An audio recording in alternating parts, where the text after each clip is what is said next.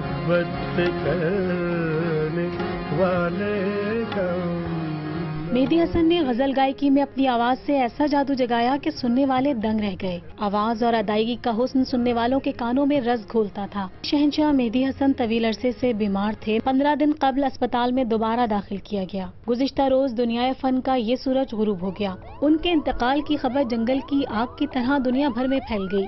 हर जगह उनके चाहने वाले अश्कबार हो गए। मेहदी हसन के घर के बाहर भी उनके परिस्तारों का रश लग गया। उनके चाहने वाले और फन की दुनिया से ताल्लुक रखने वाले लोग मुसलसल मेहदी हसन के अहले खाना से ताज़ियत के लिए आ रहे हैं। अहले खाना का कहना है कि बहुत से रिश्तेदारों के बैरूने मुल्क होने की वजह से उनकी तदफीन कल बरोज जुमा की जाएगी। नादिया फारूक, जियो न्यूज़, कराची।